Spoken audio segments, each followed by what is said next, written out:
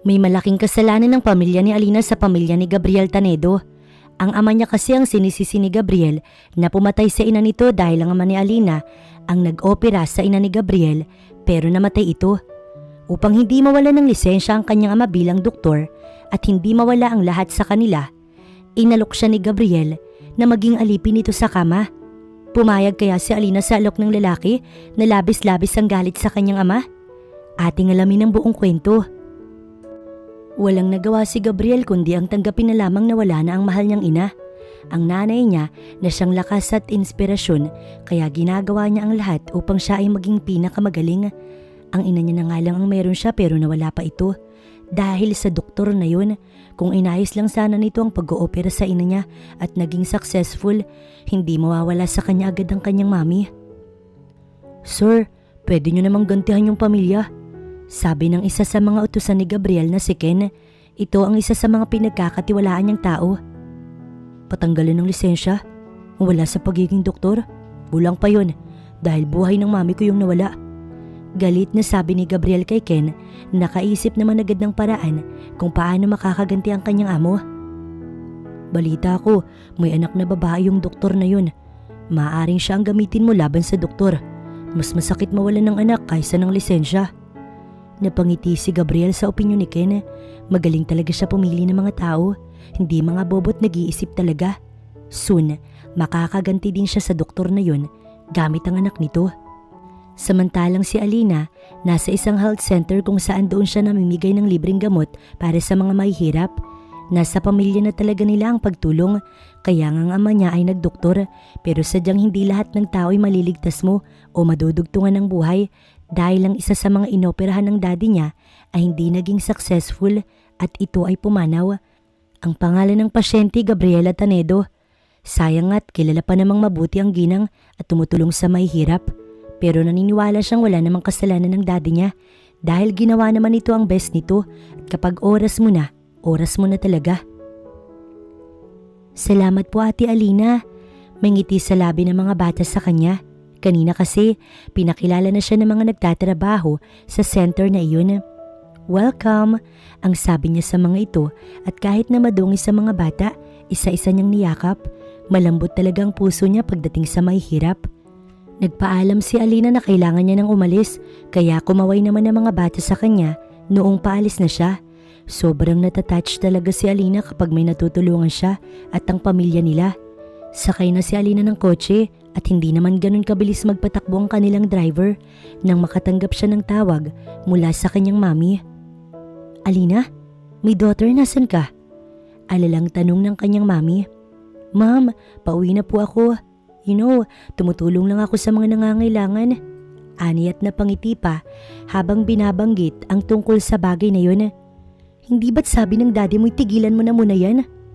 "Oo na ma'am, sige na pauwi na po ako." Pero wala talaga siyang balak na tumigil, umuo lamang talaga siya.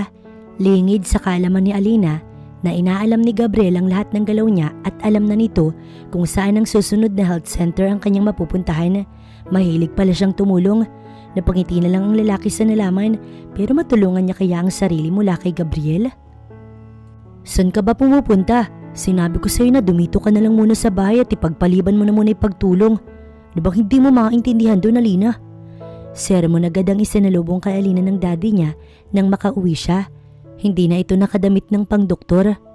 "Dad, hilig ko lang talaga ang tumulong. And besides, kung hindi natin sila tutulungan, sinong tutulong sa kanila?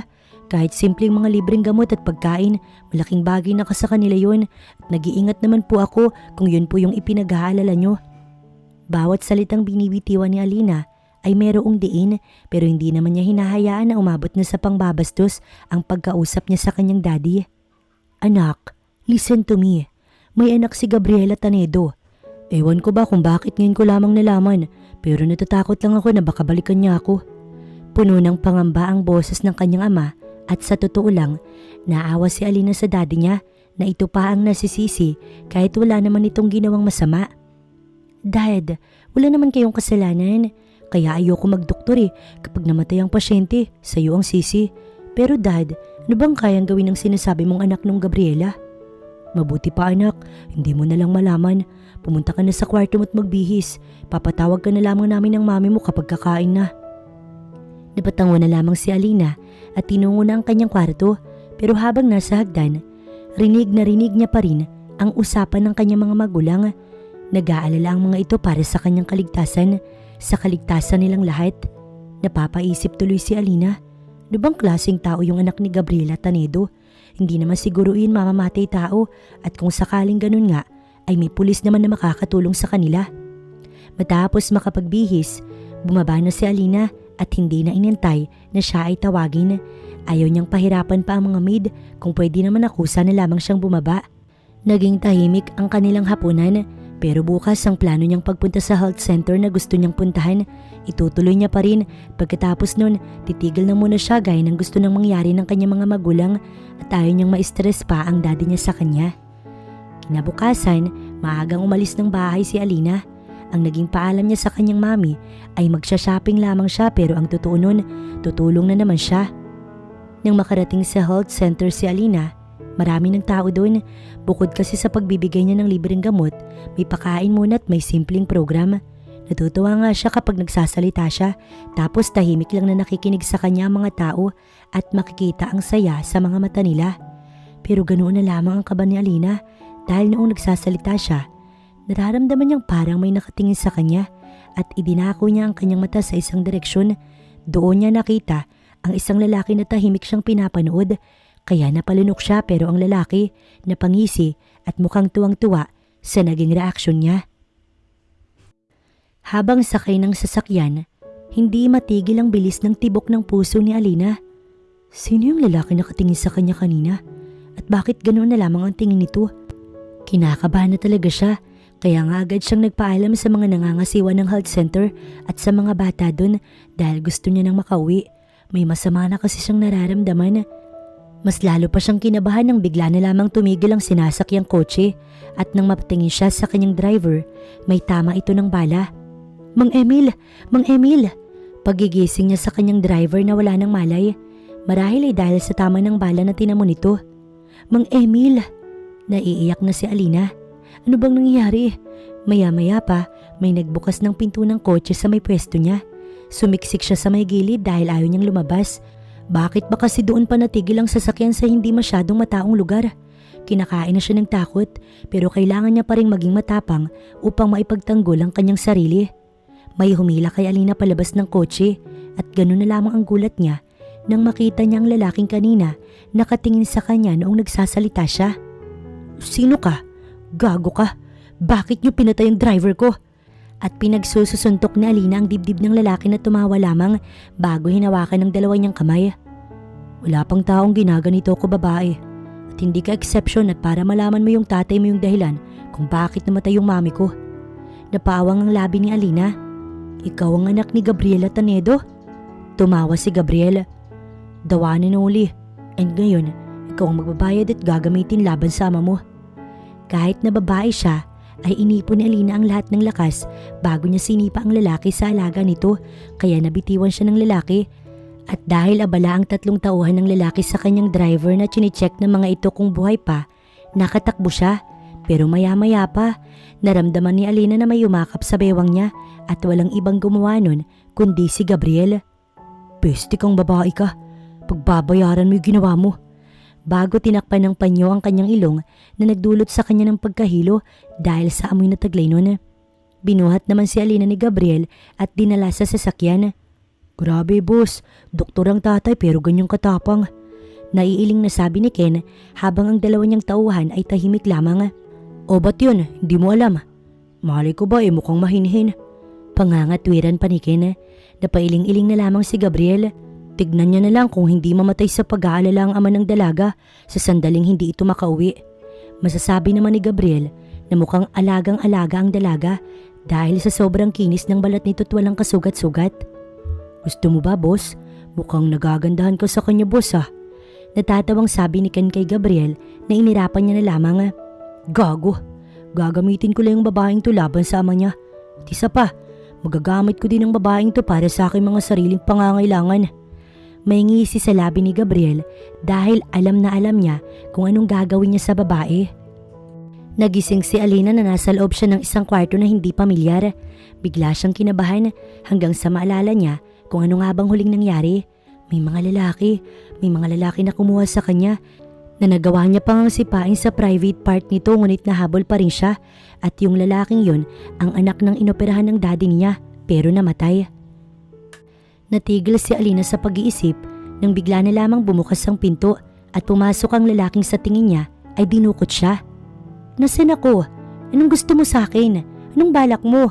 Oo, namatay ang mami mo pero hindi kasalanan yun ng daddy ko. Kaya wag mong masisisi yung daddy ko dahil wala siyang kasalanan. Galit na sigaw ni Alina sa lalaki na unti-unting naglakad palapit sa kanya at noong nasa harapan niya na, pinisil nito ang pisngi niya dahil naiinis sa kanya. Wag mong inuubos ang pasensya kung babae ka. Kayang-kaya kitang ipapatay kung gugustuhin ko. Hindi mo naman siguro gugustuhin na mangyari yun, di ba? May diin na tanong sa kanya ng lalaki na kulang na nga lang dumiin ang kuko nito sa pisngi niya. Nasasaktan ako. Aniya, kaya naman binitiwan siya ng lalaki. Simple lang naman para hindi ko na idamay pa yung mga magulang mo dito. Ang tatay mo, hindi siya mawawala ng lisensya at hindi mawawala sa inyong lahat kung susunod ka lang sa akin. Asa ka pang susunod ako sa'yo. Hindi ako aso at kahit aso ko hindi kita amo. Angal ni Alina at patakbo siyang pumunta sa may pintuan. Nakalabas naman siya na hindi inahabol ng lalaki. Sa sobrang pagmamadali niya pa nga, muntik na siyang mahulog sa hagdan. Pero noong nasa baba na siya, napakadami namang mga lalaki na kaitim doon. Padaanin niyo ko! Sigaw niya sa mga ito. Di ka nila susundin dahil hindi ka naman nila amo. Sabi ni Gabriel na pababa nga ng hagdan at dahan-dahan pa talaga dahil alam nito na hindi naman siya makakaalis. Utusan mo nga sila na padaanin ako. Gigil na sabi ni Alina kay Gabriel. Bakit ko naman gagawin yun? Kaya ka nga nandito dahil may balak ako sa'yo. Ngumiti nang nakakaloko si Gabriel. Simple lang Alina. Paano mo nalaman ang pangalan ko? Wala ka na doon. Lahat ng gusto ko malaman ay malalaman ko. Eh di ikaw na. Pero paalisin mo ko dito.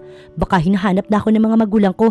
Napatingin kasi si Alina sa may orasan at nakita niya doon na 9:00 na ng gabi at kumakalam na rin ang sikmura niya pero ang dapat niyang unahin ay ang makaalis doon. Kung kakain siya at doon lang din naman, mas mabuti pa sigurong mamatay na lang.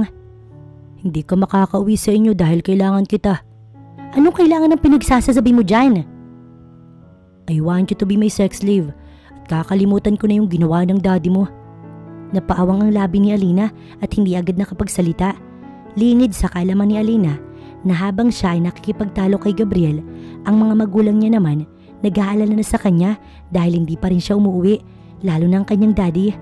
Bakit kasi baliw na ata ang lalaking kumuha sa kanya at gusto siya nitong maging alipin sa kama?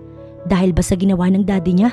Eh baliw na pala to eh, as if naman papayag siya sa gusto nito.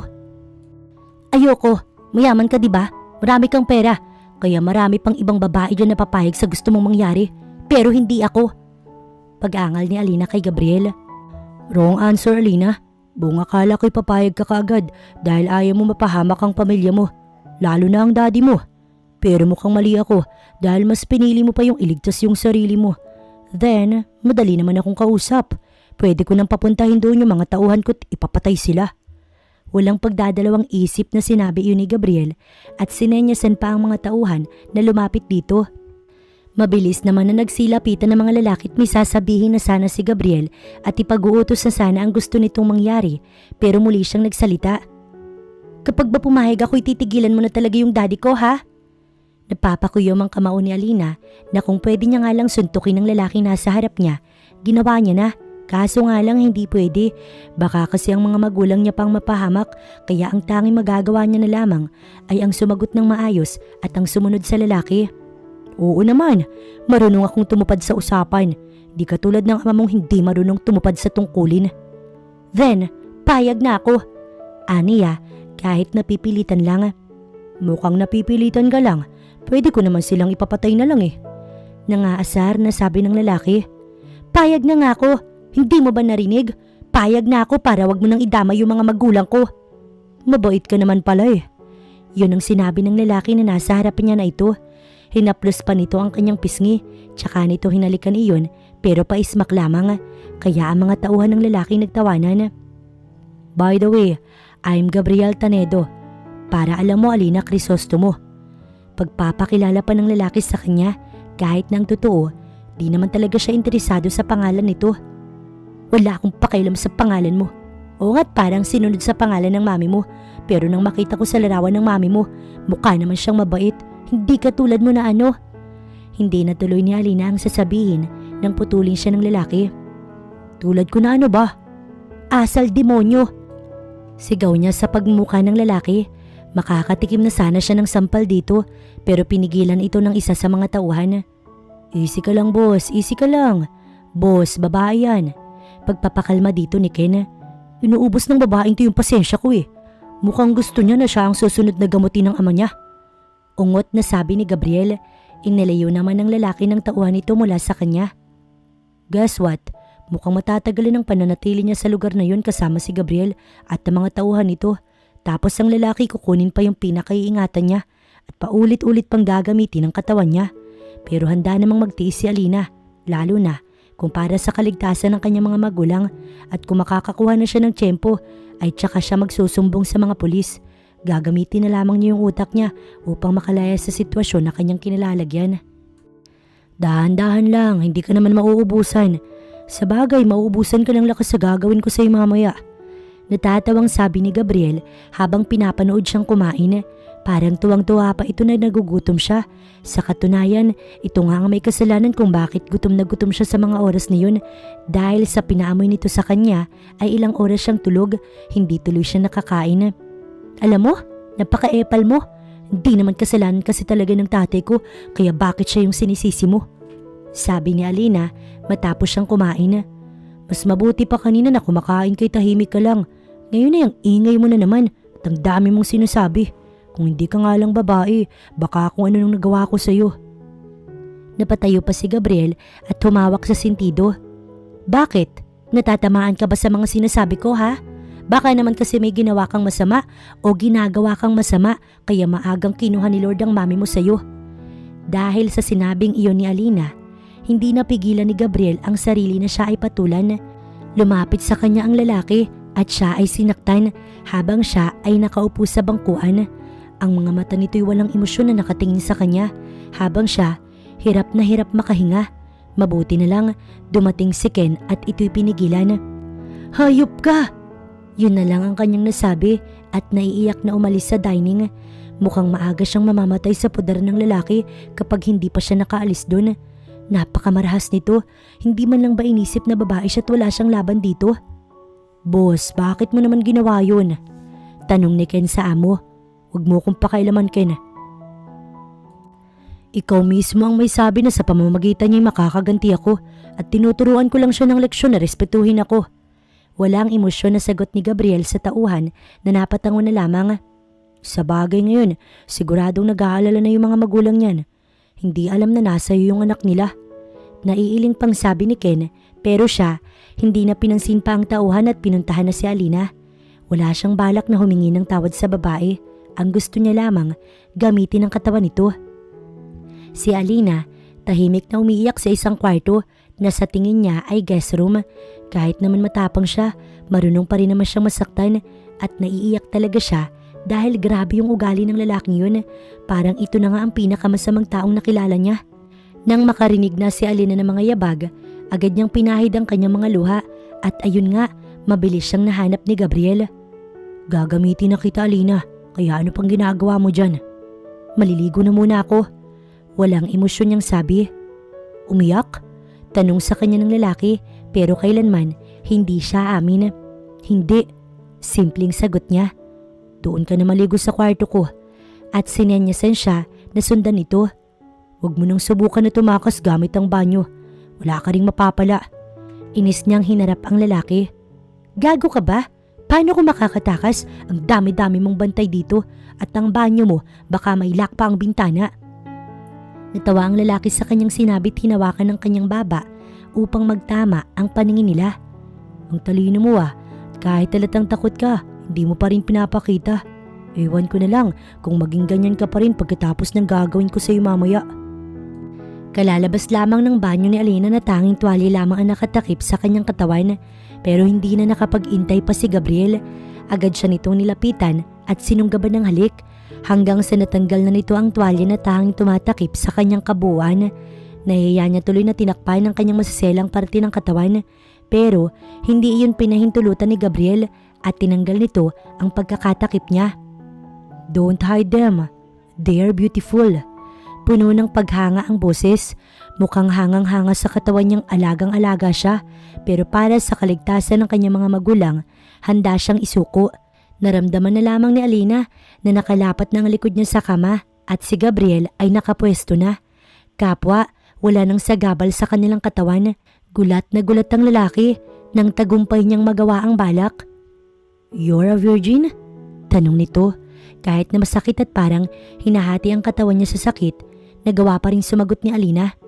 "Anong akala mo sa akin? Babaeng pakawala? Kung hindi nga lang dahil..." Hindi natuloy ni Alina ang sasabihin nang halikan siya ng lalaki. "Don't worry, I'll be gentle." Anito't gumalaw na. Sa unay mabagal hanggang sa pabilis iyon ng pabilis. Tumigil nga lang ang lalaki ng napagod pero siya tumalikod na lamang dito't natulog. Kinabukasan, nagising si Alina na wala na sa tabi niya si Gabriel. Ano pa nga bang aasahan niya? Alam niya naman na katawan niya lang ang habol sa kanya ng lalaki. Tsaka wala naman itong pakailam sa kanya. Pero tatayo pa lang sana si Alina dahil pupunta siya ng banyo nang muli siyang mapaupo sa kama dahil sobrang sakit talaga ng nasa pagitan ng hita niya. Sakto naman na pumasok ng silid si Gabriel. "Saan ka ba kasi pupunta?" "Iihi, ano pa ba?" Pataray niyang sabi. "Oo nga pala, hinahanap at pinapahanap ka na ng mga magulang mo pero hindi ka naman nila makikita dahil nandito ka sa akin." "Wala lang, gusto ko lang sabihin." Medyo natatawa pa ang lalaki kaya sa inis niya, pinagbababato niya ito ng unan dahil sobrang sakit talaga ng katawan niya. "Fuck!" Napamura na lamang si Gabriel nang ito ay matamaan. Bakit ba kasi niya hinahayaan na ganon-ganonin lamang siya ng babae? Dapat hindi niya pinapayagan ng ganoon kaya dali-dali siyang lumapit kay Alina at inihiga ito sa kama. "Dapat sa'yo, tinuturuan ng leksyon." Tatanggalin niya na sana ang kumot na nakabalot sa katawan ni Alina pero pinatigil siya ng babae. "Masakit pa." Anito na halos maiiyak kaya natawa na lamang si Gabriel. "Marunong ka naman palang matakot." Naglakad si Gabriel papunta sa may pintuan. "Magpapadala ako ng maid na mag-aasikaso sa'yo. Kailangan gumaling ka kaagad para kung kailangan kita magagamit kita ulit." "Nice performance by the way. Pinasaya mo ko." Sabi niya sa babae bago isinara ang pintuan. Pero si Alina, mas lalo lamang lumala ang inis kay Gabriel. Kapag talaga siya nagkaroon ng chance na makaalis dun, hindi niya palalampasin yun. Pero sa sitwasyon niyang yun, hindi niya pa magagawa dahil nga maski makalakad, hindi niya magawa ngayon dahil sa ginawa sa kanya ng lalaki. Pinanggigilan ba naman siya eh. "Oh, Miss Alina, wow naman, bilis mo makarecover ah. Parang hindi ka napasukan ng ano." Pangaasar kay Alina ni Ken matapos ang isang araw na nasa kwarto lamang siya at nagpapahinga. Kaya sigurado siya na ang mga magulang niya pinapahanap pa rin siya. Ngunit ang pinagtataka lamang niya ay kung bakit wala doon si Gabriel. Saan naman kaya nagpunta ang lalaki? At ano kaya ang inaasikaso nito? "Nasaan ang boss mo?" Pag-uusisa ni Alina kay Ken. Nasubukan lamang siyang sagutin ng hindi kaaya-aya. Makakatikim talaga sa kanyang lalaki. "Si boss? Bakit? Hinahanap mo ah. Siguro gusto mo ulit makatikim ulit." Mapang-asar na sabi sa kanya ni Ken.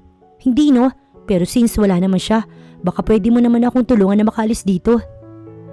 Umiling-iling si Ken. "Kahit na ano pang ibigay mo sa akin, di ko tataraydo rin yung amo ko. Nawalan na nga siya ng ina tapos mawawalan pa siya ng tulad ko na tanging kanyang mapagkakatiwalaan. Baka hindi niya makayanan yun." Pagdadaldal pa ni Ken. "Alam mo, malitong ginagawa sa akin ng amo mo. Tsaka wala naman talagang kasalanan yung daddy ko no." Maktol ni Alina. "Pasensya na talaga pero hindi ko kayo matutulungan. Kapag lumabas kayo, maraming babaril dyan sa inyo sa labas. Hindi na kayo makakabalik sa mga magulang nyo ng buhay. Kayo rin." Napairap na lamang si Alina tsaka niya napagpasyahan na bumalik na lamang ng silid.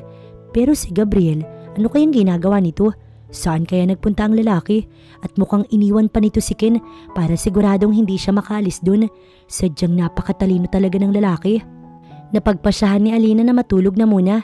Since nakakain naman na siya ng agahan at tinaantok talaga siya, kaya natulog na muna siya. Nagising na lamang si Alina dahil may humahaplos sa hita niya. At nang imulat niya ang mga matay si Gabriel yun na may sasabihin pa lang sana siya, hinalikan na siya nito. I miss your body, babe.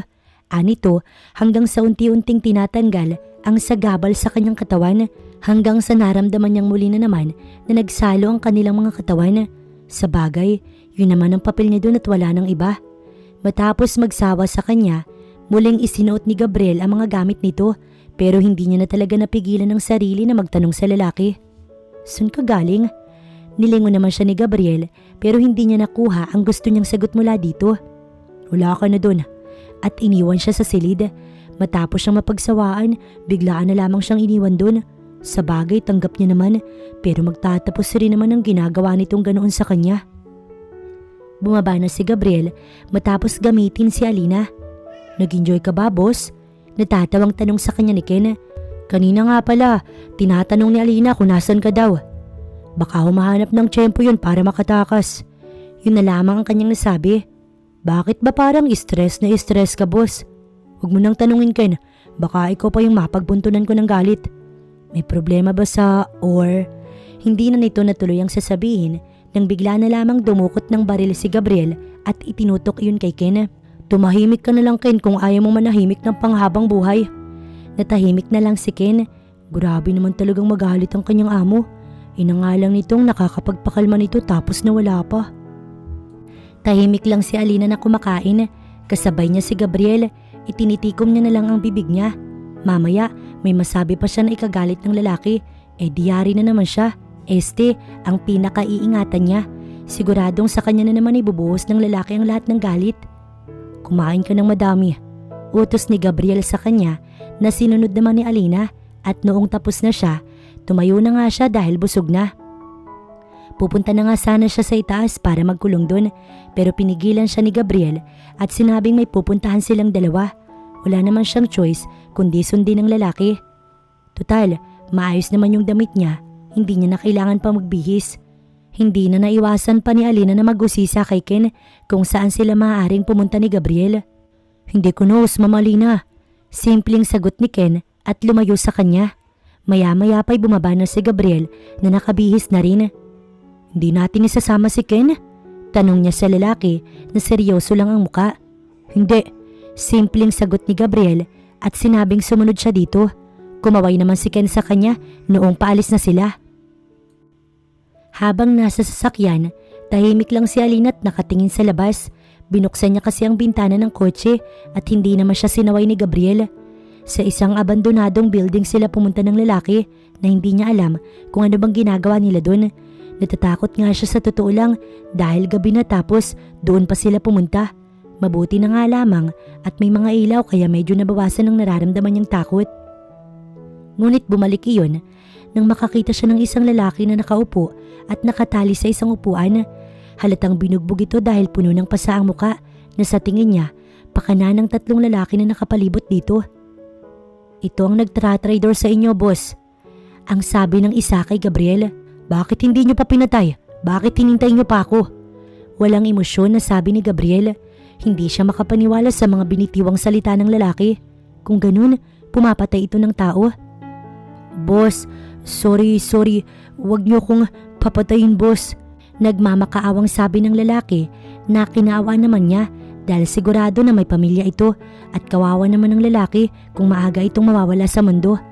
Maya-maya pa, bumunot si Gabriel ng baril sa bewang at sa takot niya na baka barilin ni Gabriel ang lalaki na kaupo at puno ng bugbog, humarang siya.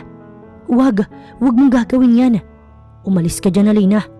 Utos sa kanya nito na puno ng galit ang mga mata. Hindi ako halis dito. Papatayin mo siya kapag umalis ako. Naiiyak niyang sabi. Sadyang malambot talaga ang puso niya pagdating sa mga tao. Aalis ka dyan o papatayin? Pananakot pa ni Gabriel kay Alina, ngunit hindi pa rin siya natakot sa mga sinasabi ng lalaki. Sige, mas mabuti pang patayin mo na lang ako dahil ayaw mo naman ako ibalik sa mga magulang ko. Sige, patayin mo na lang ako. Ano? Sigaw ni Alina, kaya ang mga tauhan ni Gabriel ay tinutukan na rin siya ng baril. Hindi naman makapag-decide si Gabriel, kaya binitiwan na lamang niya ang baril at lumapit sa kanya. Mahigpit siya nitong hinawakan sa braso at inilabas sa building. Gusto mo ba talagang mamatay? Walang katakot-takot na sinagot ni Alina si Gabriel na kinagulat ng lalaki, lalo na ang mga salitang binitiwan niya. Oo, patayin mo na lang ako. Mas maganda pa yun kaysa makasama kayong isang demonyong katulad mo.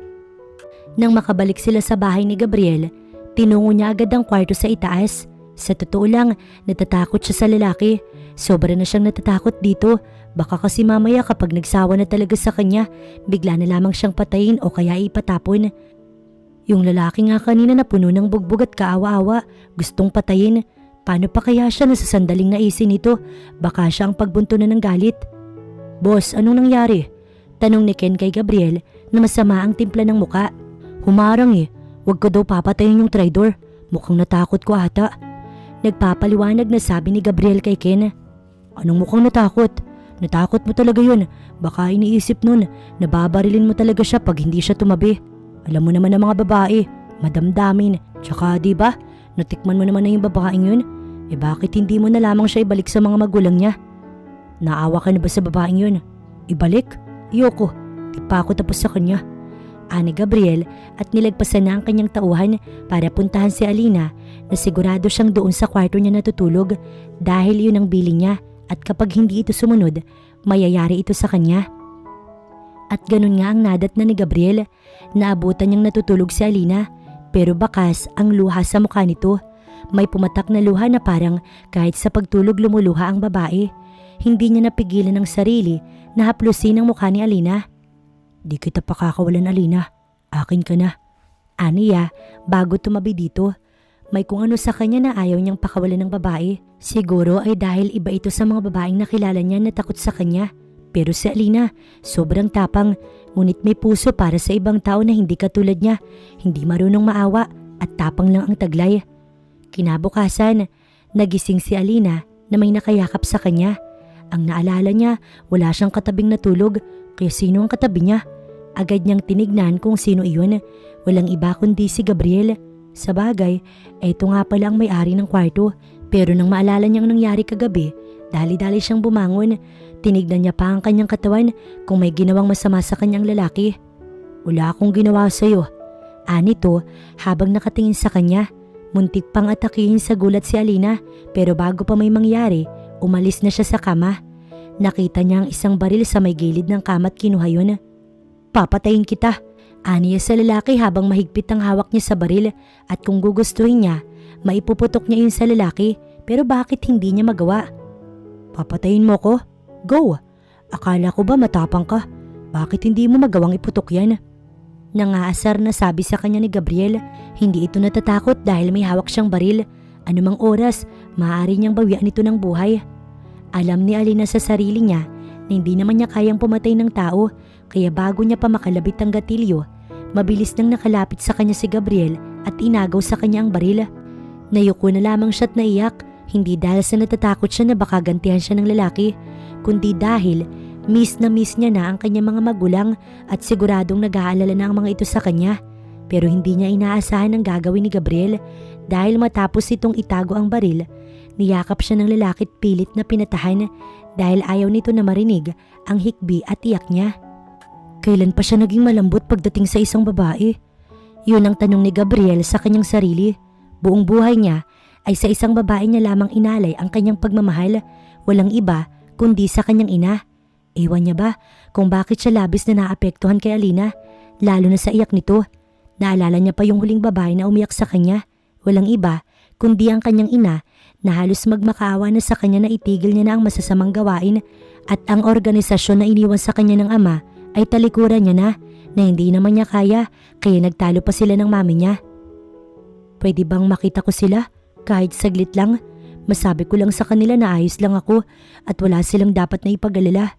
Kumakain na sila ng agahan at tapos na sa pag-iyak ang babae, ngunit may pakiusap ito sa kanya. Masyado ka ng maraming nalalaman sa akin, kaya bakit kita pakakawalan? Mamaya sabihin mo pa sa mga magulang mo. Paano naman ako? Aniya sa babae. Sa tingin mo ba, ipapahamak ko yung sarili kong mga magulang? Gusto ko lang sila makausap. Pagpupumilit ng babae. Alam mo, doktor ang tatay mo. Pero pag pinatay kita, hindi niya makakayang iligtas ang buhay mo. May pananakot na sabi niya sa babae. Bakit ayaw mo pa akong patayin ha? Tumawa si Gabriel. Dahil sayang naman ang katawan mo, di ko pa napagsasawaan. Aniya sa babae, pero hindi niya inaasahan ang magiging tugon nito sa kanyang sinabi. Makausap ko lang ang mga magulang ko at masabi ko lang sa kanila na okay lang ako para makampante na sila. Pwede mo nang gamitin ng paulit-ulit ang katawan ko. Kahit kailan mo pa gusto, hindi ako aangal. Buo ang loob na sabi ng babae. Sabi mo yan ha? Tumango naman si Alina kaya kinuha niya ang kanyang cellphone sa bulsa at binigay sa babae para makausap nito ang mga magulang. Dali-dali namang tumayo si Alina para lumayo sa kanya. Ginamit nito ang cellphone niya upang tawagan ang mga mahal nitong magulang. Mami, anito na halatang kausap na ang ina mula sa kabilang linya. Kahit naman gamit nito ang cellphone niya, hindi matatrack ng kahit sino kung sila ay nasaan. Naiyak na lamang si Alina habang kausap ang kanyang ina mula sa kabilang linya. Alina, my daughter, nasan ka? Are you okay? Kumakain ka ba? Alalang sabi ng kanyang mami. I'm okay, mami. Mami, gusto ko na po munang maging independent at tumayo sa sarili kong paa, kaya wag niyo na po akong hanapin. Kahit na nahihirapan, nagawa pa ring sabihin ni Alina ang mga salitang yon sa kanyang mahal na ina. Ang daddy mo, kakausapin ka daw. Alina, nasan ka? Naiiyak na tanong kay Alina ng kanyang daddy, kaya mas lalo lamang siyang naiyak. Hindi niya naman kasi pwedeng sabihin kung nasaan siya. I'm okay po, Dad. Ayos lang po ako. Wala po kayong dapat na ipag-alala. Pero ang driver mo patay. Kaya paano kami maniniwala sa'yo na ayos ka lang? We really miss you, my daughter. I miss you too, Mom and Dad. Pero ginagawa ko po ito para sa inyo. Kaya sana, wag niyo na po muna akong hanapin. At pinatay na nga ni Alina ang tawag. Salamat. Nahihiya niyang sabi kay Gabriel matapos niyang ibalik ang cellphone nito. Pinapanood lamang siya ng lalaki na papalayo kahit na gustong punasan ang luha niya. Hindi magawa dahil ito ang dahilan nun. Gagamitin mo ba ang katawan ko? Saglit lang, maliligo muna ako. Pupunta na sana sa banyo si Alina pero hindi niya ito hinayaan at pinaupo ang babae sa kanyang kama at siya naman umupo sa sofa na katapat ng kama. Gustong magkwento ni Gabriel sa babae. Gusto niyang malaman ni Alina ang mga bagay na tungkol sa kanya na hindi pa nalalaman ng iba. Siguro nga, nahulog na siya sa dalaga dahil sa tapang nito at hindi tumitiklop pagdating sa kanya. Ang mami ko na lang ang meron ako at dahil sa daddy mo'y nawala siya sa akin. Kung naging successful lang sana ang operasyon, sana kasama ko pa siya ngayon. Pero hindi naman yun kasalanan ng daddy ko. Doktor lang siya at hindi siya ang Diyos. Kaya bakit ba siya yung sinisisi mo at galit na galit ka sa kanya? Paliwanag ni Alina kay Gabriel na sa huli ay may katanungan din. Dahil gusto ko na mayroong masisi, kahit na alam kong may kasalanan din naman ako. Ang mami ko, gusto niya na tumigil ako sa pagpapatakbo ng organisasyon na pinamana sa akin ng aking ama. Pero ayokong tumigil, kaya maybe tama ka, kaya baka kinuha sa akin ng ina ko ay dahil sa isa ko masamang tao. Bakit mo sinasabi sa akin lahat ng to? Hindi mo ba alam na pwede ko tong gamitin laban sa'yo sa sandaling makatakas ako dito ha? Tanong niya sa lalaki na tumawa lang. Alam kong hindi mo kayang gawin yun. Paano mo naman nasabi ha? Pataray na tanong ni Alina. Cause you are a nice woman, Alina. At alam kong hindi mo ko ilalaglag. Hindi mo kaya. Ani at lumapit sa babae bago hinalikan ng labi nito na kinagulat ni Alina. I like you, Alina. Kaya mas lalo kang mahihirapan na makaalis dito. Matapos sabihin ang mga salitang yon, iniwan na ni Gabriel si Alina sa silid habang si Alina napahawak sa kanyang labi na hinalikan ng lalaki. Sinabi nito sa kanya na gusto siya. Gusto siya ni Gabriel. Kaya ba sa mga oras na yun, ganun na lamang kabilis ang tibok ng puso niya? Ayaw tumigil ang mabilis na pagtibok. Pero hindi pwede yun. Masamang tao ang lalaki kaya hindi siya pwedeng mahulog dito dahil mapapahamak lamang siya. Boss, parang may something ah. Pangaasar kay Gabriel ni Ken nang makababa siya pagkatapos niyang puntahan si Alina. Something na ano? Something na gusto mo si Mama Alina. Natatawang sabi ni Ken. Oo, gusto niya naman na talaga pero bakit nahihiya siyang aminin iyon sa tauhan? Baka kasi tawanan lamang siya nito. Ano naman kung gusto ko siya? Pag-amin ni Gabriel kaya si Ken, napapalakpak na lamang sa tuwa. Mahirap yan boss.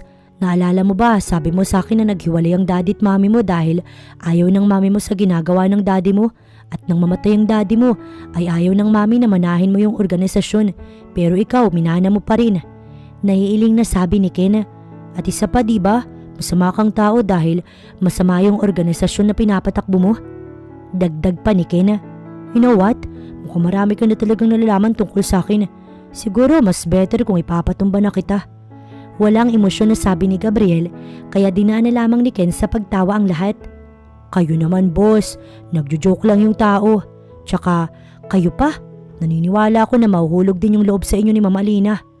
Napangiti na lamang si Gabriel. Yes, I'll make sure na mahuhulog din siya sa akin. Hindi makayanan ni Alina ang mga tingin sa kanya ni Gabriel. Imbis kasi na sa kinakain nila ang maging focus nito, sa kanya ito nakapokus, pinapanood siyang kumain. Boss, baka naman matunaw niyan si Ma'am Alina, sabi ni Ken, pero noong tinignan ni Gabriel ay tumahimik din naman ito at hindi na nagsalita pa. Ken, ayaw mo bang sumabay sa amin? Madami pa namang pagkain Yaya niya kay Ken na bigla na lamang namutla. Paano ba naman, napakasama ng tingin dito ni Gabriel na parang sinasabi ng lalaki na wag papayag si Ken sa alok ni Alina. Ayoko, gusto ko pang mabuhay. Natawa si Alina sa sinabi ni Ken. Sira ka pala sasabay ka lang naman sa amin kumain kaya bakit ka mamamatay? Baliw ka ba? Basta kaya nyo na yan, ubusin nyo na lang. Lumayo na si Ken at tumiling-iling kaya binaling na ni Alina ang tingin kay Gabriel. Tinatakot mo ba siya? Walang pagdadalawang isip na tanong niya sa lalaki. Tinatakot? Why would I do that? Kunwari, walang alam sa ginagawa si Gabriel at kumain na lamang kaya napailing-iling siya. Tapos na siya kumain pero si Gabriel, hindi pa, pero bigla siya ay may naisip. Paano kaya siya muling makakatulong sa mga mahihirap? Namimiss na din niya ang kanyang mga ginagawa. Iniisip mo ba kung paano ka makakatakas sa akin? Natapos ang malalim niyang pag-iisip dahil sa naging tanong ni Gabriel. Tapos na rin kumain ng lalaki. Hindi, iniisip ko lang ang mahihirap. Gusto ko makatulong sa kanila kahit papaano. Pero paano ko magagawa yun kung nandito naman ako? Aniya at nayuko. Tayong dalawang tutulong sa kanila. Anito na ikinabigla niya. Seryoso ka ba? Baka naman may sakit ka. Wala akong sakit. Saad ng lalaki sa medyo inis na tono dahil ayaw niyang maniwala na parang nagbibiro lamang ito. Pero seryoso ka ba? Tutulong ka? Pero paano kung may makakilala sa'yo? Wala kang dapat ipag-alala, Alina. Walang nakakakilala sa akin tungkol sa sino talaga ako. Confident na sabi ng lalaki. Pero sure ka na diba? Tutulong ulit tayo. Tumango si Gabriel kaya sa sobrang tuwa ni Alina, lumapit siya sa lalaki at niyakap ito. Pero nang ma-realize niya ang ginawa niya, aalis na sana siya pero ito naman ang yumakap sa kanya. Kung yun ang makakapagpasaya sa'yo, then gagawin natin. Wag lang ang ibalik kita sa magulang mo. Hindi na lamang nagsalita pa si Alina at ngumiti na lamang. Tsaka siya excited na nagbihis. Marami na naman siya mga damit doon at mga branded pa na pinabili ni Gabriel para sa kanya. Dali-daling bumaba si Alina matapos makapag-ayos pero grabe naman ang naging tingin sa kanya ni Gabriel na para bang gandang-ganda ang lalaki sa kanya at siya na ang pinakamagandang babae na nakita nito. Boss, wag kang ganyan. Wala ka pa sa langit. Mukha lang talagang anghel si Ma'am Alina. Pangaasar ni Ken sa amo na sobra nang napatulala sa kagandahan ni Alina. Pag di ka tumigil Ken, ikaw ang mapupunta sa langit. Tumawa lang si Ken na parang joke ang sinabi ng amo at tumahimik din. As if naman mapupunta ka sa langit. Pangaasar ni Alina kay Gabriel. Oo nga't hindi ako dun mapupunta pero kaya kitang dalhin dun. Balik sa kanya ng lalaki kaya mamula-mula ang pisngi ni Alina. Bago pa kung anong mangyari, umalis na sila ni Gabriel at iniwan si Ken sa bahay. Pumunta muna sila sa isang grocery store na halos maubos na nga ni Gabriel ang laman nun dahil sa dami ng binili na parang buong barangay ang bibigyan ng tulong. Mabuti na nga lang mayroon ito mga tauhan. Bakit hindi mo na lang binili yung store? Gusto mo ba? Hindi nakaimik si Alina. Nagbibiro lang naman siya pero kung sasabihin niya siguro na bilhin ito, bibilhin talaga ng lalaki. Ang bait-bait nyo naman po Ate Alina at ang ganda-ganda nyo pa po. Papuri kay Alina ng isa sa mga bata ron. Salamat at ikaw, ang cute-cute mo naman. Pumantay pa si Alina sa bata at niyakap ito dahil natutuwa talaga siya sa bata. Hindi po ako cute, gwapo po ako, sabi ng bata kaya natawa na lamang si Alina. Oo na, gwapo ka na at hindi cute. Pinisil niya pa ang pisngi ng bata tsaka siya tumayo. Napangiti na lamang si Alina habang pinagmamasdan ng mga bata na may kanya-kanyang hawak na bag at may lamang mga gamot. Salamat pala sa pagsama sa akin dahil sa ginawa mo ang dami mong napasaya. Pasasalamat ni Alina kay Gabriel. Ang importante sa akin ay napasaya ka. Anito kaya napaiwas siya ng tingin. Natutunaw kasi siya sa tingin ng lalaki. Habang pinapanood si Alina na nakatingin sa mata, hindi maiwasang mapangiti ni Gabriel. Makita niya lang na masaya ang babae, masaya na rin siya. Mukhang unti-unti nang napapalambot ng babae ang matigas niyang puso. Tuluyan na nga siyang nahulog dito. Pati nga ang batang lalaki na kinakausap at nginingitian ni Alina na pagseselosan niya na kanina. Tara na, yaya sa kanya ni Alina matapos ang program. Hindi mo kukunin ang oras na to para subukan na tumakas? Seryoso niyang tanong sa dalaga.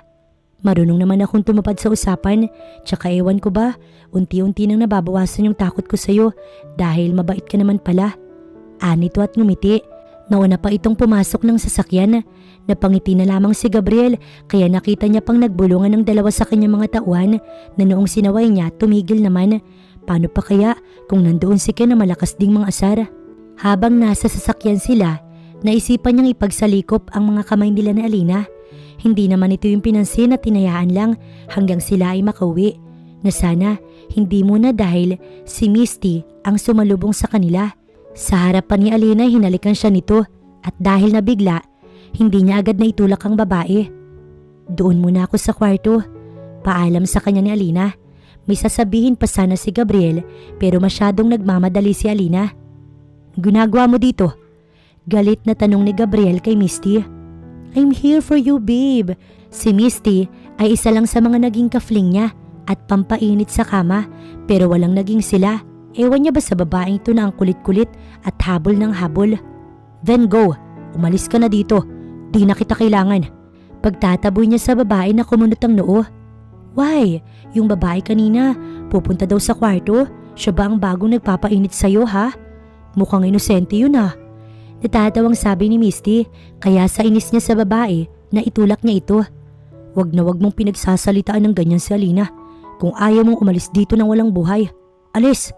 Muli ay galit niyang sabi sa babae na sa takot, dali-dali namang umalis. Bakit mo hinayaan na manatili dito?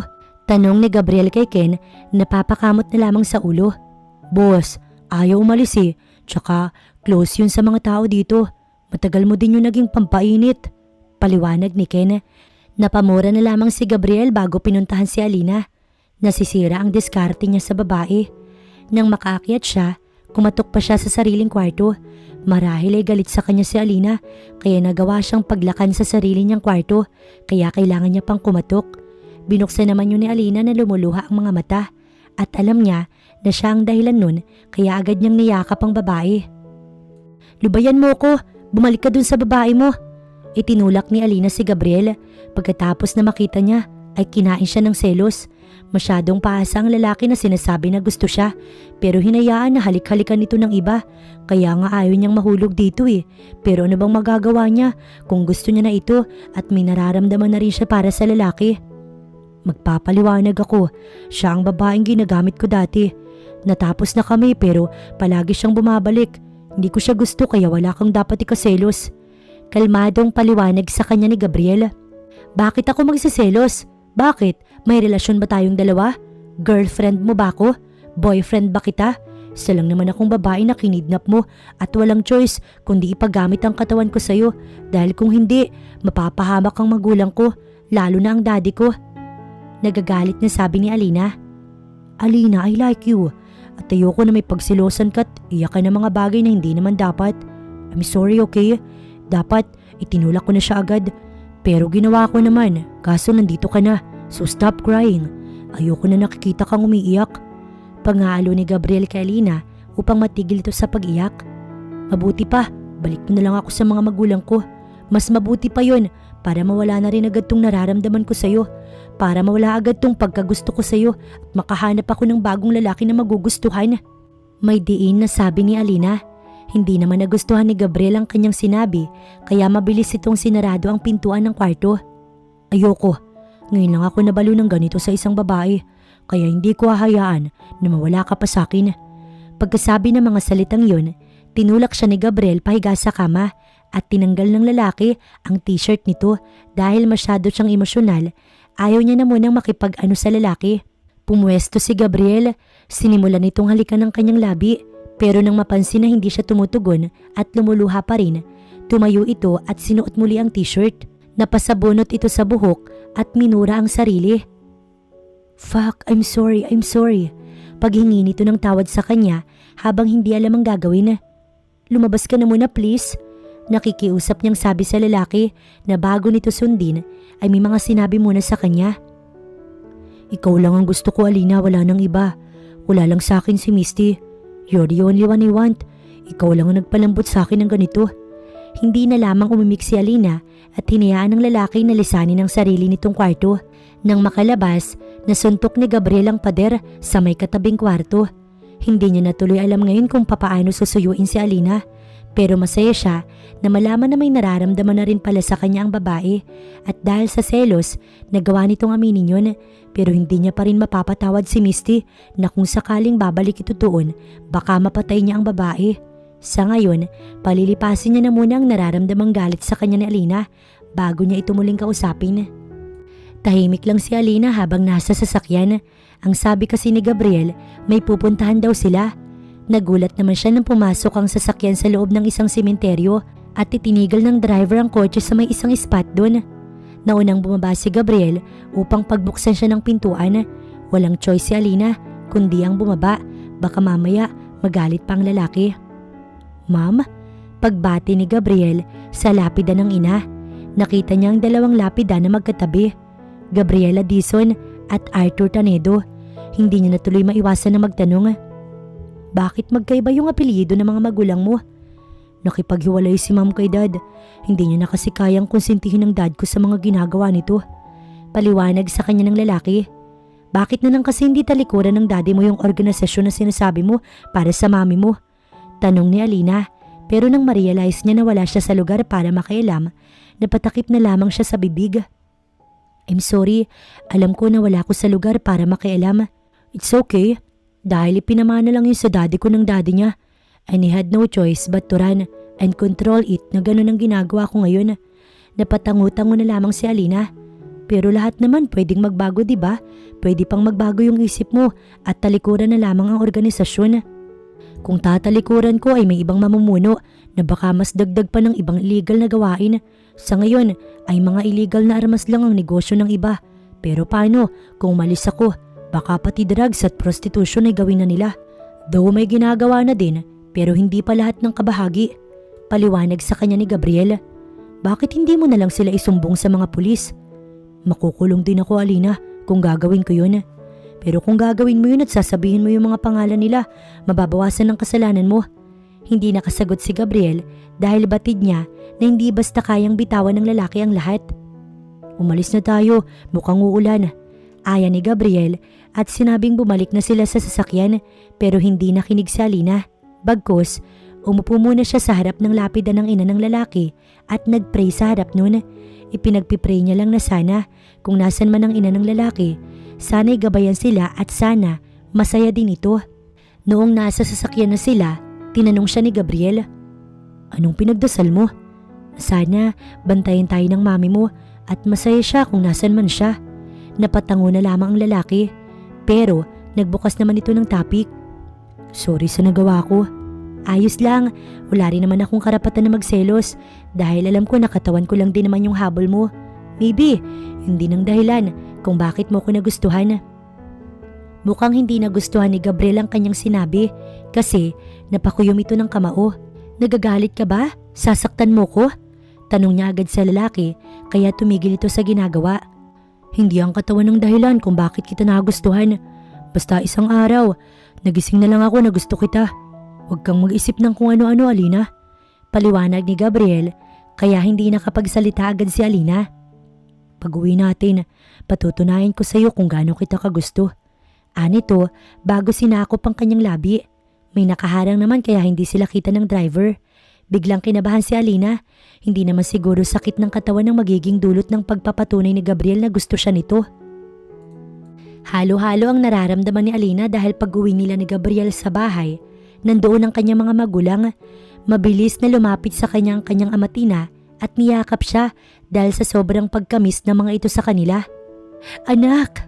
Naiiyak na sabi ng kanyang daddy habang kanyang mami umiiyak na at si Ken naiiyak na pinapanood silang pamilya habang ang ibang lalaking bantay doon tahimik lang at nakatayo sa isang tabi. Anong ginagawa niyo dito? Tanong ni Alina. Pinadala sila ni boss dito.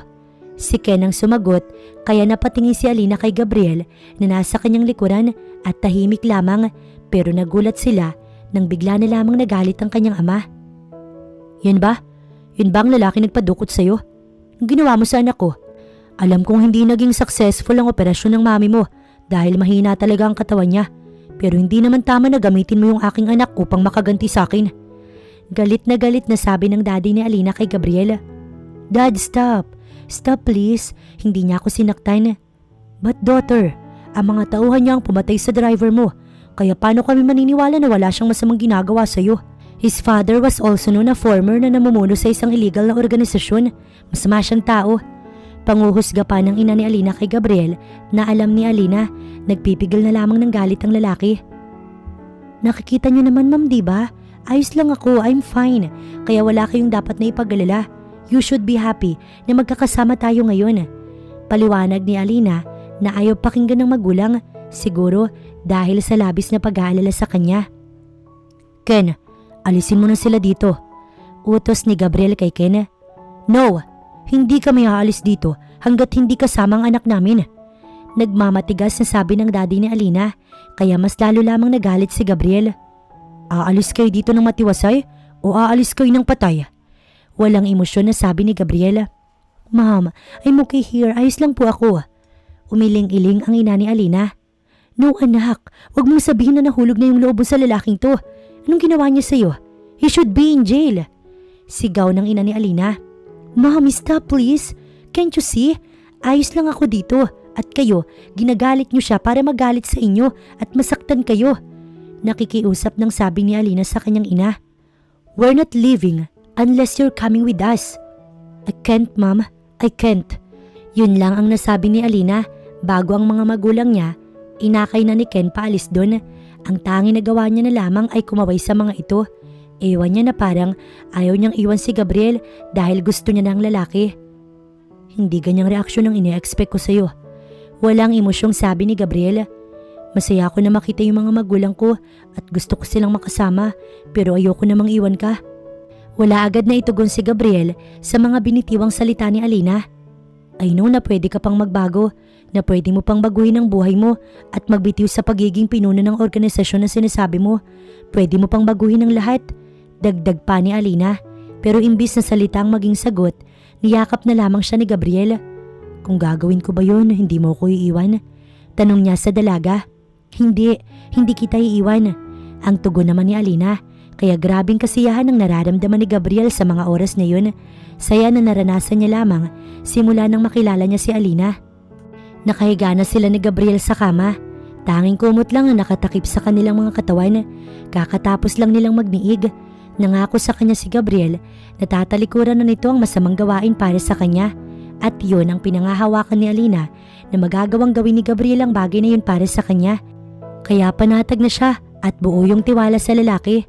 Hanggang sa makatulog siya, nakayakap pa rin sa lalaki tumaasa na paggising niya, katabi niya pa rin ito. Pero paggising ni Alina, wala na sa tabi niya si Gabriel. Akala niya, nasa baba lamang ito't baka nag-aasikaso ng almusal, kaya nagsuot muna siya ng damit bago bumaba para hanapin si Gabriel. Ngunit pagbaba niya, maraming mga pulis sa bahay at nandoon ang kanyang mga magulang na sa tingin niya, pinadampot na mga ito si Gabriel at ang mga tauhan nito. Alina anak, masayang lumapit ang kanyang ina sa kanya at yumakap. Hinayaan na muna siyang matulog kaya hindi siya agad ginising dahil yun ang bili ni Gabriel at pakiusap sa mga pulis na nandoon bago ito damputin pati na mga tauhan nito. Ma'am, nasan si Gabriel? Saan nila dinala si Gabriel? Naiiyak na tanong ni Alina sa kanyang mga magulang na naroroon. Bakit mo ba hinahanap ang lalaking yun? Ang mga tauhan niya ang pumatay sa driver mo. Don't you remember? Naiinis na tanong kay Alina ng kanyang daddy. Dad, mahal ko siya. Dahil sa sinabing iyon ni Alina, nakatanggap siya ng isang malakas na sampal mula sa kanyang ama. Anak, masama siyang tao. Masama siya. Pagpapaintindi kay Alina ng kanyang mami. Pero sa akin hindi. Buong puso kong binigay ang katawan ko sa kanya. Ma'am, mahal ko siya. Sa akin mabuti siya. Mabuti rin siyang tao at sabi niya sa akin, tatalikuran niya lahat ng mga masamang gawain. Ma'am, nangako siya sa akin. Naiiyak na paliwanag ni Alina. May kung anong ginawa sa iyong lalaking yan, kaya pati ang pagsuko ng katawan ay ginawa mo. Dad, ginawa ko yun dahil gusto kong maging ligtas kayo. Pero natutunan ko rin siyang mahalin dahil mabuti siyang tao. Dad, please believe me. Naging ganun lang siya because he lost his mom. Naiintindihan mo ba yung mga sinasabi mo, Alina? Pinagtatanggol mo pa ang lalaking yun? Mabuti pang nawala ang kanyang ina dahil isa siyang masamang tao. Galit na sabi kay Alina ng kanyang daddy na hinawakan siya para umalis na sila doon. Hindi niyo kilala si Gabriel, Dad. Noong nagbigay ako sa center, sinamahan niya ako. May pakialam din siya sa mga kapwa niya. He's nice man. Pilit na pinapaintindi ni Alina sa mga magulang niya ang lahat, ngunit walang maintindihan ng mga ito. Makukulong ang lalaking yun, anak, kaya wag mo na siyang hanapin. Umalis na lamang tayo dito. Final na sabi ng daddy ni Alina, kaya wala na siyang nagawa pa nang hawakan siya ng mga ito. Sa bawat paglakad ni Alina, ayun naman ang paglayo nila sa bahay ni Gabriel na kahit sa sandaling panahon, marami siyang nabuong memories. Ang bahay na kailangan niya na munang lisanin pero naniniwala siya nang may-ari nun ay babalikan siya. Marahil, nililinis lamang ni Gabriel ang pangalan nito sa mga pulis at tinatama ang mga mali at kapag naayos na ang lahat, babalik din ang lalaki sa kanya. Yun ang kanyang pinaniniwalaan at pinangahawakan. Kahit na nakauwi na sa kanila, wala pa ring tigil sa pag-iyak si Alina. Gustong gusto niyang mayakap at makita si Gabriel. Alam niya, sinabi na sa kanya ng lalaki na harapin nito ang mga kasalanan at mga paglabag sa batas dahil sa illegal na organisasyon. Pero hindi naman niya alam na ganun pala kasakit, na sobrang sakit pala sa puso dahil hindi man lang nagpaalam sa kanyang lalaki bago ito umalis. Nagising na lamang kasi siya na wala na ang lalaki sa tabi niya at sinabi na lang na ito ay nahuli. My dear daughter, stop crying. Pagpapatahan kay Alina ng kanyang mami. Mom, please, tell me kung saan kulungang dinala si Gabriel. I need to talk to him, please. Nagmamakaawang sabi ni Alina sa kanyang mami na kulang na lang lumuhod dito sa harapan ng ina. Kaya ang ginang hindi napigilan ng sarili na mapaluha dahil nasasaktan ng anak. Mukhang minahal talaga nito ang lalaki. Dahil wala naman doon ang daddy ni Alina at kailangan pumunta sa ospital, umalis si Alina at ang mami niya sa bahay upang puntahan kung saan naroon si Gabriel. Noong nasa sasakyan na sila, doon lamang tumigil sa pag-iyak si Alina dahil makikita niya na ulit si Gabriel at makakausap. Dito po ba dinala si Gabriel Tanedo? Tanong ni Alina sa pulis na agad namang umalis sa harapan niya para puntahan si Gabriel at tawagin, ngunit hindi humarap sa kanyang lalaking mahal. Ayaw daw itong lumabas ng selda. Mama Lina, pinasigla pa rin ni Ken ng pagbati sa kanya. Si Gabriel, tanong niya sa tauhan ni Gabriel na hindi nga agad nakapagsalita. Mabuti pa daw po Mama Lina, wag niyo na raw po siyang pupuntahan dito dahil hindi ka naman daw po niya harapin. Ayaw kanyang makita. Sasaktan mo lang daw ang sarili mo kung pupunta ka dito at wala ka mapapala. Tumawa lamang si Alina sa pag-aakala na prank lamang ang lahat at nagbibiro lang si Ken na palagi naman itong ginagawa. Ken, prank ba to? Tawagin mo na siya, palabasin mo na kasi hindi na ako natutuwa. Aniya, pero umiling-iling si Ken. Yun ang pinapasabi niya Ma'am Alina, pinagsisisihan niya daw na nakilala ka pa niya. Sabi ni Ken bago sinabihan ng pulis na babalik na ito. Parang libo-libong patalim ang itinarak sa puso ni Alina dahil sa kanyang mga narinig. Hindi niya kaya, hindi niya makayanan ng sakit. Parang kagabi lang, pinaramdam pa ni Gabriel sa kanya kung gaano siya nito kamahal at kung gaano sila kasaya na magkasama at ang mga kwentuhan nila ng lalaki. Biglang nag-flashback sa kanya ang lahat. ang hindi nila magandang pagkakakilala pero kalaunan nauwi naman sa pagmamahalan. Pero bakit ganun? Bakit naman binitiwan ni Gabriel ang mga salitang yun sa kanya? Dahil ba galit pa rin ito sa ama niya? O baka dahil yun talaga ang paraan nito para gantihan ng ama niyang saktan siya? Dalhin niyo po ko doon.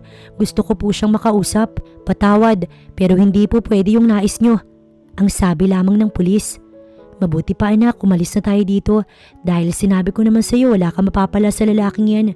Awang-awa na ang ina ni Alina sa kanya kaya niyaya na siya umalis doon. Nung unay ayaw niya pa pero kalaunan naawa din siya sa kanyang sarili. Sana nga lang panaginip lang ang lahat para paggising niya magkasama pa rin sila ni Gabriel. Nabalita na sa TV ang tungkol sa pagkakahuli sa lahat ng miyembro ng illegal na organisasyon na pinamumunuan ni Gabriel. Laking pasasalamat ng mga pulis kay Gabriel dahil sa ginawa nitong pagsabi sa lahat ng bahagi ng samahan dahil hindi na nahirapan pa ang mga pulis. Pero habang pinapanood ang balita, nakaramdam ng sakit si Alina dahil hindi niya magagawang kalimutan ang mga masasakit na salitang binitiwan sa kanya ni Gabriel kahit na pinasabi niya lamang ito kay Ken. Parang nakatatak na sa utak niya ang lahat. Kahit nga si Gabriel hindi niya na nakikita pa, hindi niya makalimutan dahil minamahal niya talaga ang lalaki. Mahal na mahal, kaya wasak na wasak ang puso niya.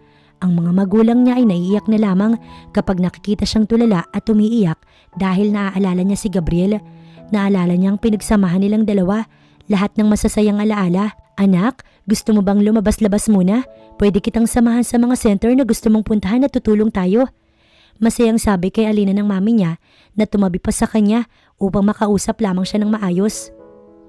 Wala ko sa mood, ma'am. Yun lang ang kanyang naging tugon at umayos ng upo sa sofa upang siya ay maging komportable. Anak, hindi ka dapat nandito lang sa bahay dahil lalo ka lamang malulungkot. Dapat kahit papaano lumalabas ka.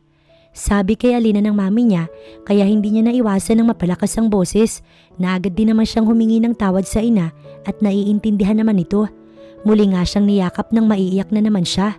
Matapang naman siya pero kahit gaano ka pala katapang, kung sakit na pagdating sa love ang dadating sa'yo, wala ka pa ring binatbat at kahit ayaw mo na, kailangan mong indahin. Maya-maya pa, dumating ang daddy ni Alina na may dalang cake at yun ang paborito niyang flavor. Agad na nagpakuha ng maliit na pinggan at kutsara ang kanyang daddy upang matikman niya ang cake na dala nito. Ngunit nang matikman niya yun, bigla na lamang nakaramdam ng pagsusuka si Alina kaya napatakbo siyang pumunta sa may lababo at doon siya sumuka. Ang mami niya ay awang ang labi samantalang ang daddy niya hindi alam ang gagawin hanggang sa bigla na lamang nagalit. Papatayin ko ang lalaking yun, binuntis ka niya. Pagwawala ng kanyang ama. Hindi pa naman sure, Dad. Nayuyuko niyang sabi. Hindi ba't sa bibig mo na rin ang galing na may nangyayari sa inyo? Kaya hindi malabong mabuntis ka ng lalaking yun. Nasabi na sa akin ng mami mo ang nangyari sa iyo kapag wala ko. Madalas ka daw mahilot palaging pagod. Upang mas lalong makasiguro ay pinagamit na siya ng PT at lumabas nga doon.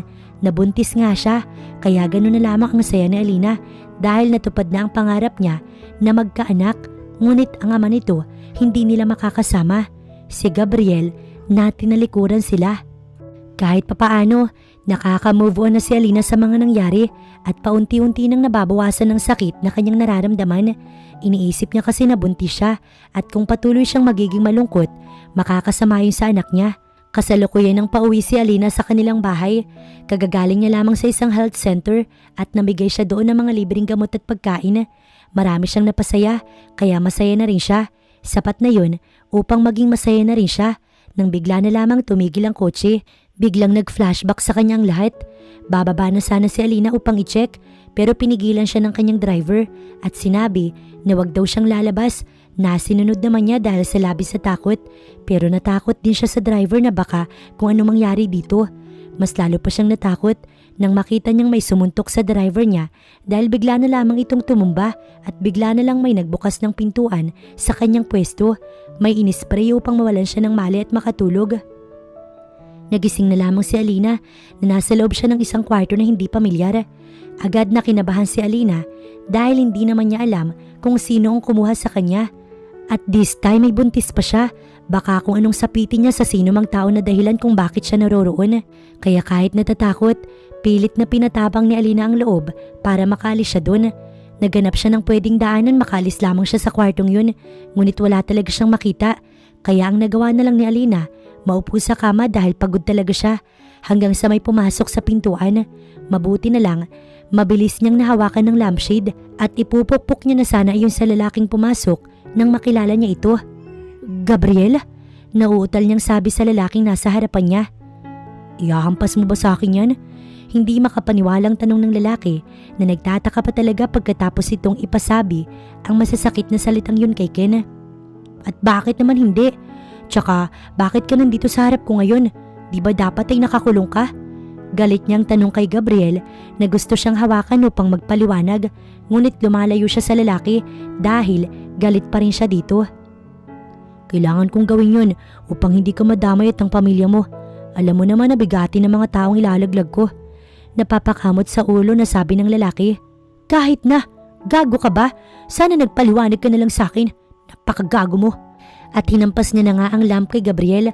Wala na siyang pakailam kahit nababasag pa yun. Pero bigla siyang natakot nang biglang may dugo sa noo nito. Deserve. Kahit na nakukonsensya, yun ang kanyang sinabi. Matapang ka pa rin. Naiiling nitong sabi. Oo, ani at lalabas na sana pero nahawakan siya ng lalaki. Sa tingin mo, pakakawalan pa kita ha? Gusto ko na ikaw ang maging reyna ko kaya gagawa tayo ng prinsesa o prinsipe. Wala akong pakialam sa sasabihin ng mami o daddy mo pero akin ka Alina. May diin na sabi ng lalaki na binitiwan ng braso niya at itinulak siya pahiga sa kama. Sa takot ni Alina noong nasa ibabaw niya na ang lalaki, tinulak niya ang dibdib nito.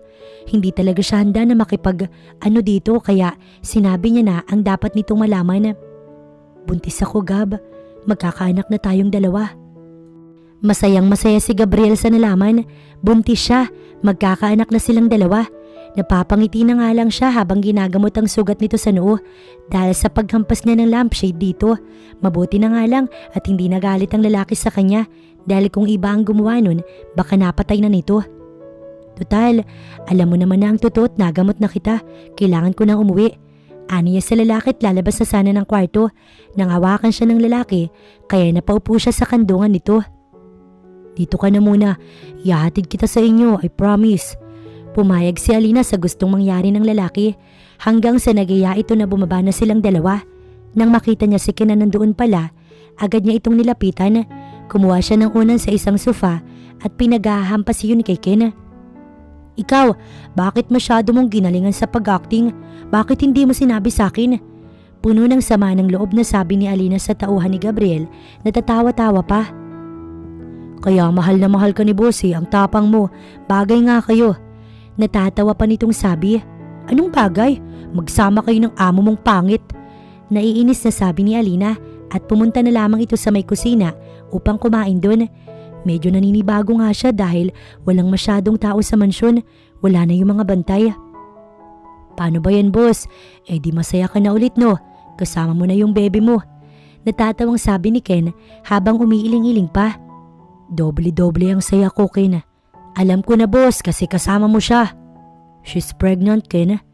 Ang tingin ni Gabriel kay Ken ay para ng isang kaibigan o kapatid, hindi na lang basta utusan o tauhan. Talaga, boss? Galing mo pala eh. Tinapik-tapik pa ni Ken ang balikat niya pero nang mapansin na hindi siya nagsasalita, tumigil agad ito at humingi ng patawad. Huwag mo na akong tawagin, boss. Gabriel na lang. Magkaibigan na rin tayo. Aniya sa lalaki at siya naman ang tumatapik-tapik sa balikat nito tsaka niya pinuntahan si Alina na masayang kumakain sa kusina. Magkaibigan daw kaming dalawa. Ang swerte ko naman. Ginawa nga ni Gabriel ang lahat para pati siya ay makalaya. Talagang may puso yung amo niya pero ang nagpalambot noon ay si Alina. Masayang kumakain si Alina nang mapansin niya na nakatingin si Gabriel sa kanya at mukhang nawiwirduhan sa kanya ang lalaki. Paano ba naman? Sinasawsaw niya ang mangga doon sa asukal kaya ang lalaki napapawang na lamang ang labi habang siya ay pinapanood. Anong tinitingin-tingin mo dyan? Ito yung gusto ng anak mo eh. Pagtataray pa ni Alina sa kanya, napailing-iling na lamang si Gabriel. Kung alam ko lang na magiging ganito ka, sana hindi kita binuntis agad. Hindi naman siya pinansin ni Alina at nagpatuloy lamang ito sa pagkain. Kinakabahan si Gabriel, papasok pa lamang silang dalawa ng bahay ng mga magulang niya. Napagpasyahan kasi ng lalaki na ihatid siya Kahit papaano naman pala, naiisip nito na maaaring mag-alala ang kanyang mga magulang. Dito ka na lang kaya sa labas. Pangaasar niya sa lalaki dahil naiinis na rin talaga siya dito. Ang higpit-higpit ba naman ang hawak sa damit niya na para itong batang natatakot pagalitan? No, matapang ko silang haharapin. Umayos pa ito ng tayo para lamang patunayan sa kanya na ito ay matapang. Eh di mauna ka sa loob. Utos niya sa lalaki para ito ang mauna. Ikaw ang mauna, parents mo sila eh. Napairap na lamang si Alina at siya na nga ang naunang pumasok. Alina, my daughter, akala namin. Hindi natuloy ng mami ni Alina ang sasabihin nang makita si Gabriel na nasa likod niya. Pati tuloy ang daddy niya, nakakauwi lamang at nagkakape, ay natawag nito. Anong ginagawa ng lalaking yan dito? Galit na tanong ng daddy ni Alina habang nakatingin kay Gabriel na nakatago sa likod niya. Huwag mong gamitin ang anak namin upang makalimutan namin ang mga kasalanan mo. May pagbabantang sabi ng daddy ni Alina kay Gabriel. Hindi ko ginagamit ang inyong anak, sir. Gusto ko lang na magkaroon ng buong pamilya ang inyong apo. Alina is pregnant at pananagutan ko siya. Lakas loob na sabi ni Gabriel sa kanyang daddy. At sa tingin mo papayag ako? Hindi ko po hinihingi ang permiso niyo, sir. Gusto ko na ako yung bumuhay sa aking mag-ina. Ngumiti pa si Gabriel at ninakbayan siya. Susugurin na nga sana ito ng daddy niya pero agad na pinigilan ng asawa ang Ginoo. Wala ka nang magagawahan. Wala na tayong magagawa kung nagmamahalan silang dalawa. Ang tanging magagawa na lang natin, suportahan sila. Pagpapakalma at pagpapaintindi ng ginang sa kanyang asawa na napabuntong hininga na lamang at nag-walk out kaya natawa na lamang si Alina. Lumapit sa mami niya at yumakap dito. Thank you so much, ma'am. Ani Alina habang yakap ang kanyang ina. Kitang-kita ko kung paano mo iniyakan ng lalaking yan at ayoko nang maulit pa yun. I want you to be happy, my dear daughter. At alam kong siya yung makakapagbigay nun. Tumingin pa ang mami ni Alina kay Gabriel na abot tenga naman ng ngiti. Sige na, kakausapin ko muna yung daddy mo. Maiintindihan ka rin naman niya. Matatanggap niya yung relasyon niyo. At sinundan na nito ang asawa. Ang cool ng mom mo. Papuri ni Gabriel tungkol sa kanyang ina. Siyempre, kanino pa ba ako magmamana? May pagmamalaki niyang sabi. San pala ang kwarto mo dito? Biglang tanong ni Gabriel kaya sinamaan ito ng tingin ni Alina. Ano na namang naiisip mong lalaki ka? I'm just asking. Natatakot na sagot ni Gabriel dahil sa sama naman ng tingin ng babae. Secret. Simpleng sagot ni Alina bago siya hinila papunta sa may dining kung saan nandun ang ama nito. Napakamot na lamang sa ulo si Gabriel. Kailangan niyang gawin ang lahat ng yun para makasama ang mag-ina niya. Dahil alam niya na kayang-kaya siyang iwan ni Alina kung gugustuhin ito. Wala siyang laban, napakatapang pa naman ni Alina niya pero iyakin pa rin dahil takot na mawala siya. Kaninong kumpanya ito? Nakataas ang kilay na tanong ni Alina kay Gabriel. Sa akin. Simpleng sagot ng lalaki bago ito umupo sa swivel chair doon. Sa'yo? Takang tanong ni Alina. Since wala na ang organisasyon, ito na ang patatakbuhin ko. Baka kung kanino mo lang ito ninakaw. May paghihinalang sabi ni Alina. Grabe ka naman sa akin. Kumpanya to ng mami ko. Pinamanage niya muna sa kapatid. Since ayaw mo pa pero ngayon, ito na lang ang pagtutunan ko ng pansin at ikaw. Kumindat pa sa kanyang lalaki. Biglang may pumasok na ideya sa isip ni Alina. Kunin mo akong sekretary. Aniya sa lalaki. No, ayoko. May diin na sabi ng lalaki bago naglakad papunta sa kanya. Bakit? Ayaw mo nun kapag sekretary mo ko, araw-araw mo ko makikita at makakasama. Aniya sa lalaki. Ayoko, mahihirapan ka. Muli ay sagot nito. Sa puntong yon, nasa harapan niya na ang lalaki at pumantay sa tiyan niya upang makausap daw nito ang anak nilang dalawa. Anak, wag mong papahirapan ng mami mo ha. Napapangiti na lamang si Alina sa ginawa ng lalaki. I just want to be your secretary para ang magiging sweldo ko, itutulong ko sa mahihirap. Pwede ka namang sumweldo sa akin kahit hindi ka nagtatrabaho. Really? Tumango ang lalaki kaya sa sobrang tuwa niya, niyakap niya ito. I really like you seeing happy. Hinalikan ni Gabriel ang kanyang noo at tahalikan na sana ang kanyang labi pero biglang dumating si Ken. Ito pala ang magiging sekretarya ni Gabriel dahil ayaw ng lalaki na may pagselosan siya. Wow, mukhang may gagawin kayo ah. Labas na nga muna ako. Natatawang sabi ni Ken bago umalis doon. Nakaramdam tuloy siya ng hiya. I really love you, Alina. Gustong gusto kitang pakasalan. Ako din naman, ikaw lang tong hindi nagpo-propose eh. May tampong sabi ni Alina. Natawa na lamang ang lalaki sa kanyang naging reaksyon, pero pagmulat niya ng kanyang mga mata dahil kanina pa nakapikit, nakita niya na lamang si Gabriel na nakaluhod sa kanyang harapan at may hawak na itong isang maliit na box na may lamang isang singsing na kumikinang-kinang. Naiyak na tuloy si Alina. Please don't cry.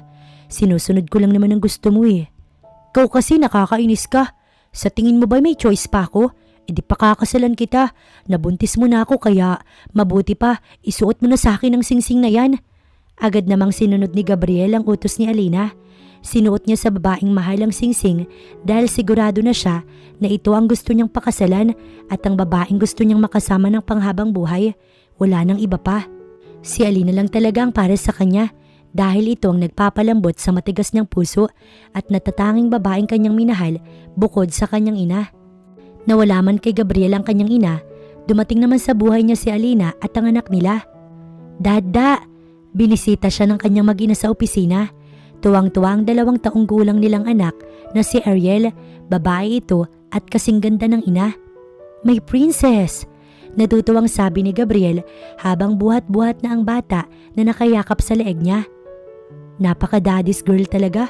Minsan talaga naiinggit na si Alina dahil mas close sa kanyang anak nilang 2 pero kahit ganun pa man, pareho nilang mahal ang anak nila. I'm done working. Where do you want to go? Kahit na ganoong edad pa lang, nakakaintindi na ng English ang bata. Sa araw-araw ba naman na tinuturuan ito ni Alina? Help, Dada, help, help poor. Anito, kaya napangiti na lamang sila ni Alina dahil kahit bata pa lamang ang anak nila, hilig na rin ito ang pagtulong sa tao at minsan nga ito pa ang nagti-thank you sa mga natutulungan nila. Habang nasa sasakyan, hindi maiwasang mapangiti ni Alina. Hindi niya lubos sa kalain na makakabuo siya ng pamilya kasama ang lalaking noong una, kinaiinisan niya. Biglang nag-flashback sa kanya ang mga nangyari kung paano nagbago si Gabriel para sa kanya. Tito Ken, tawag ni Ariel nang makita ang tito nito. Pinauna na kasi nila si Ken sa cover court ng lugar na kanilang tutulugan. Nandito na ang napakagandang si Ariel. Binuhat ni Ken ang bata at nilaro-laro pa ito. Hay, close talaga ang magninong. Natatawa na lamang na sabi ni Alina. Siyempre naman Mama Alina, ito kaya yung first inaanak ko. Isinagawa na nga nila ang pagtulong sa lugar na yun. Napakaganda naman po ng anak nyo, Ma'am and Sir. And salamat po sa pagtulong nyo. Kaya po pala ang saya ng pamilya nyo dahil pinagpapala po kay ni Lord dahil sa inyong kabutihan. Napangiti na lamang si Gabriel sa sinabi ng Ali. Mabilis silang natapos sa pamimigay. Mama, ikaw naman buhat. Pagod Dada. No princess, hindi pa pagod si Dad. Napahagik-gik ang bata dahil kiniliti ito ni Gabriel. Dati, pangarap niya lang na makasama ang kanyang sariling pamilya habang tumutulong sa mga tao. Pero ngayon, hindi lang iyon pangarap dahil nangyayari na. Nagagawa niya ng tumulong kasama ang asawa at anak. I can't imagine my life without you and our daughter. Ako din naman Gabriel, kayo na ang buhay ko. Magkikis na sana silang 2 ni Gabriel, ngunit bigla na lamang humarang ang mukha ng anak nila. Kiss Ariel, anito, kaya natawa na lamang silang 2. Mamaya pag-uwi natin. Umabot tuloy hanggang tenga ang ngiti ni Gabriel. Wala nang mahihiling pa si Alina. Kontento na siya sa kung anong meron siya at naniniwala siya na ang kanyang pamilya ang kanyang kasiyahan at lakas sa araw-araw. Habang si Gabriel, walang pagsisisihan na nakilala niya si Alina at sinubukan niya makaganti sa ama nito gamit ang dalaga dahil ang paghihiganti na yun nauwi sa pagmamahalan. Tunay ngang hindi mo mapipili kung sinong mamahalin mo dahil isang araw may darating na lang na isang tao na magpapalambot sa puso mo at handa kang talikuran ng lahat, makasama lang siya.